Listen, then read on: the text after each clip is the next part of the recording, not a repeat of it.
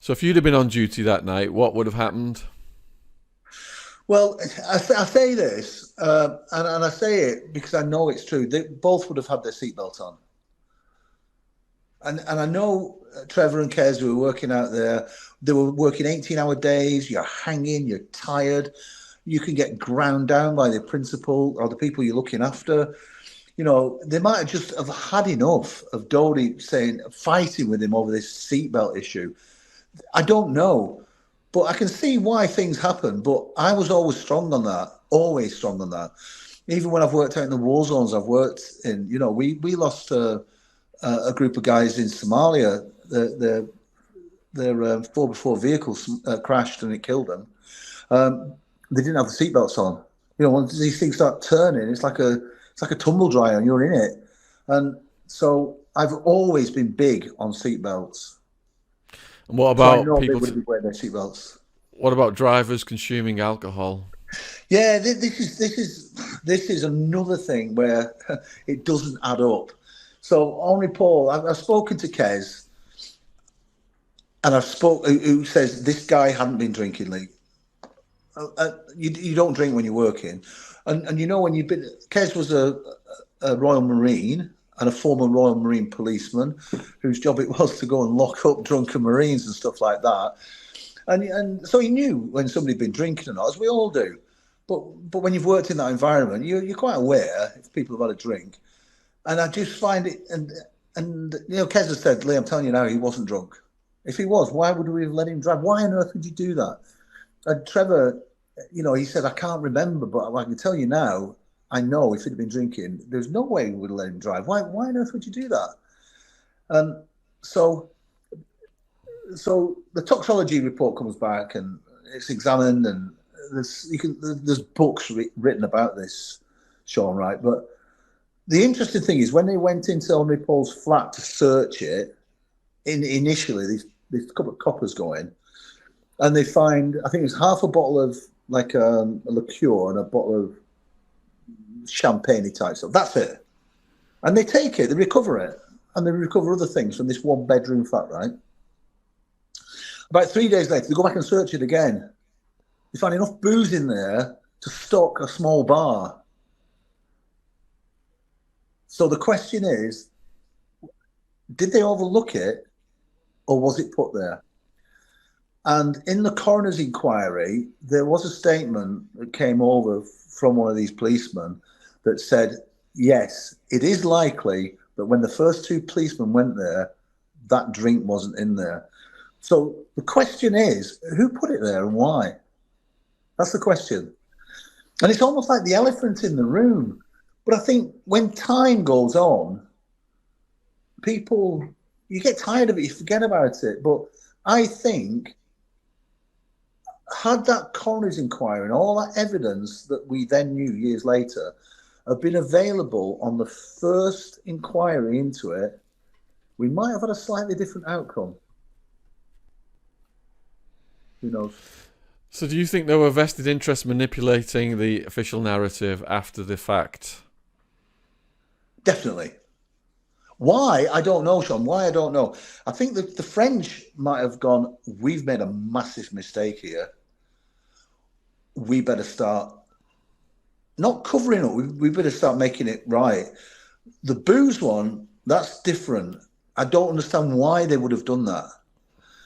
Unless it's to take the blame and put it squarely on Henri Paul's shoulders, who had been drinking. But back in the day, here you could drink 2 pints and drive. There's nothing wrong with that. Everybody did it. The police did it. The judges, everyone did it. It was a law, wasn't it? But I know in France, everybody has a drink and they drive.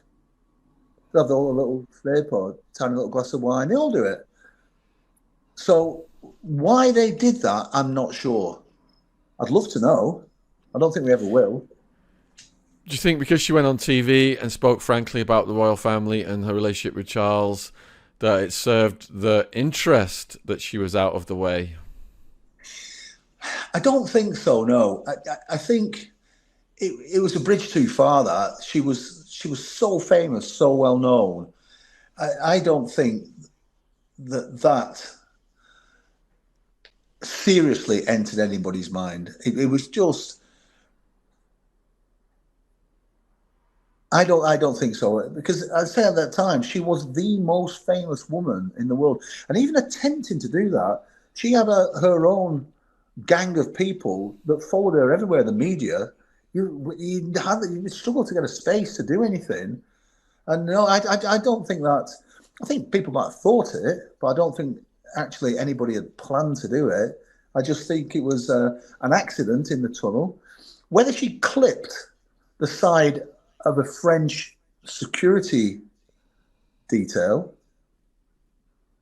or something like that, or somebody they had paid to be in there, and she clipped that vehicle, which there is evidence to say it did clip a vehicle, which was never found. It goes on and on, Sean. It does. There's so much stuff that went on.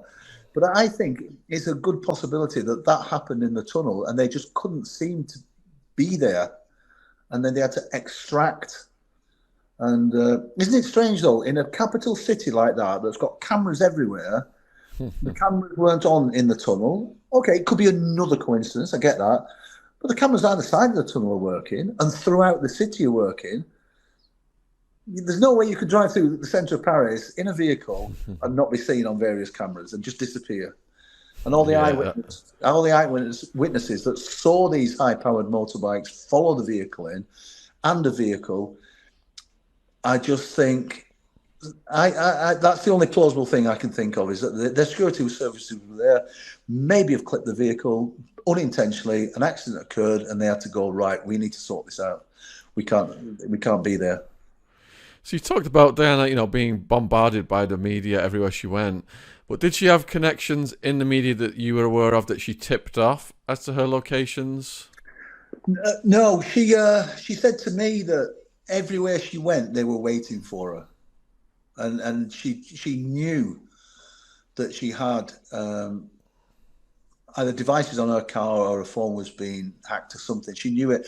And interestingly enough, I said to her, I've just remembered his name now, it's a long time ago. I said, who's looking after that side of things for you? She told me this guy's name, and I knew this guy, and he was very, very good at what he did. And I said, you tell him he needs to be a bit more proactive. That car needs stripping down. You need to take it in a garage, you need to strip it down and then put it all back to bits again, But she said everywhere she went, they would be there waiting for her. And this is the thing as well.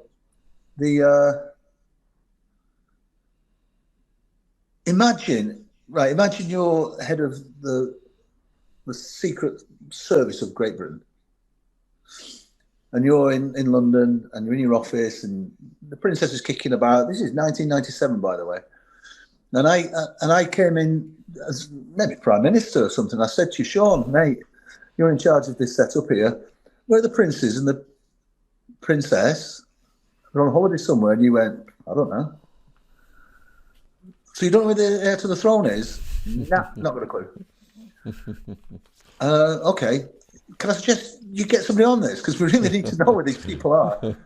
And that's the thing when my evidence of me saying people were watching us, which I thought was really good, we thought it was great. Can you imagine them not having a clue where they were at any one time? No. It's not going to happen, is it? We've got the best. Well, you can argue with the best. I argue with the best because I've worked with a lot of these guys, and they are incredible people. We've got the best security service in the world, and they don't know where the heir to the throne and the second heir is, by the way. They haven't got a clue where they're doing, what they're doing. And it's just nuts. It's so naive to think that. So while she was getting back to the thing, as she's kicking around London,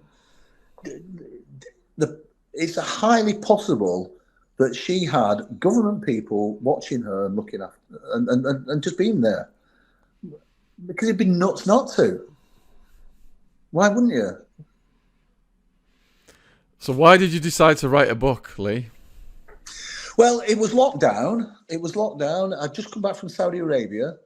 I'd just been out there for 5 months teaching their military.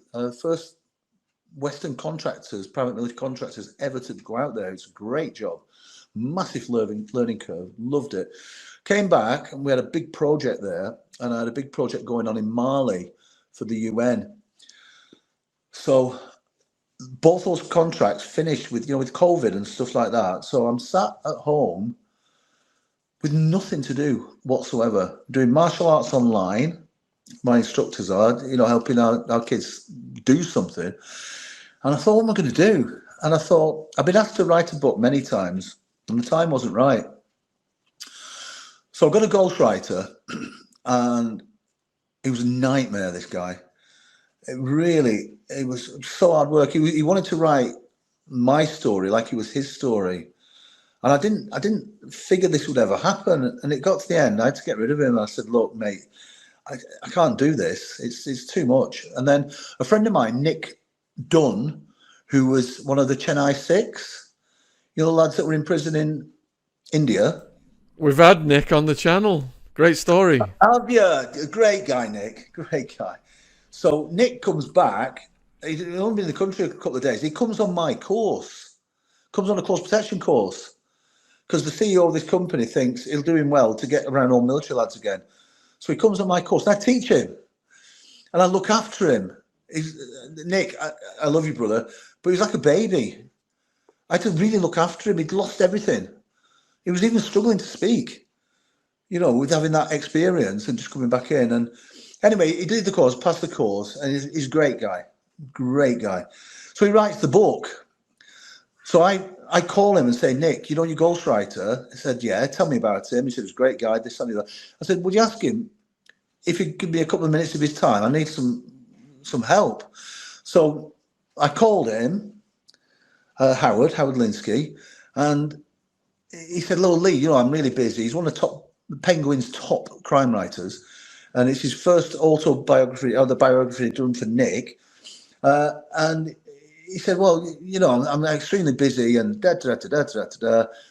what's your issue?" And I said, "Well, this ghostwriter was an absolute pain in the ass."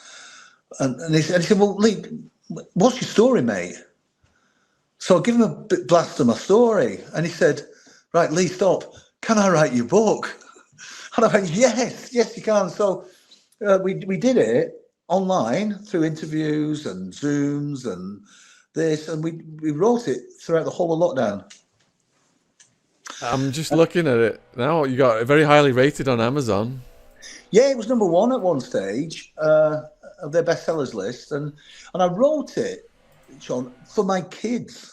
That's why I wrote it, because I wanted them to have something to make reference to their children about what I did, because I've done loads of different stuff in the security industry, and that's only half the book. Half the book we had to take out.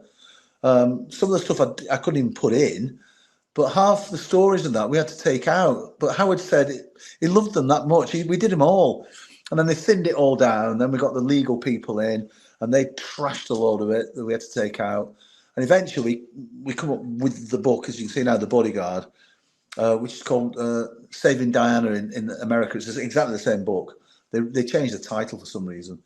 So we have the book, and then my wife writes a piece in there about being at home, thinking I was dead and all this. And I've not read it yet, but she writes the whole chapter in there. I will read it one day.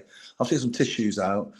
And then my son, he writes a chapter in there as well about his life with me and how it affected him and helped him do what he was going to do. But I've had some great reviews, and Howard is, because he's such an amazing writer. The first time I started reading it, I was like, whoa, this is me. It's such a weird thing to do. But yeah, it was a project through lockdown. Did they make you take stuff out about Diana, and what were the reasons? No, there was nothing about Diana that I took out. So everything's in there, but there were certain references to military stuff, and some of the people I've worked with, some of the organisations I've worked with, I couldn't put their names in, or names of people, or this, that, and the other. But still, the stories are really cool. The essence of the stories would probably actually be better, to be quite honest. But I had to take references out of certain things, and yeah, so it was a challenge. I can see you got fantastic reviews, but do you ever get any threats or blowback? Not really, no. And Sean, I never read the reviews, never read anything like that. And I never watch the news. I hardly ever watch the news. I don't read all the comments on the podcasts and stuff like that. I don't read it. Don't read it at all. I don't do it for that. Good. But working with people who are high profile, like yourself, Sean, and that, I know some of them that get into it. It can destroy you, man. Listening to these people you've never met commenting on you, and they've never met you, and it hits them. Yeah, I couldn't care less. You got to have thick skin. Joe Rogan said he never reads his comments. It's the sewer of YouTube. Yeah. So tell the viewers a little about your karate schools then, and how people can join. Well, we have karate schools at the moment. We've got one in Manchester, one in Blackpool, and we have the rest of them around the Inverness, Aberdeen area, which is where we live now. And it's called Sansum Martial Arts. So if people want to come along, generally people come. I'm being general now.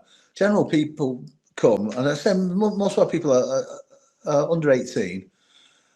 They come. The kids are being bullied. They want more resilience for the kids. They're out of control. They need new friends.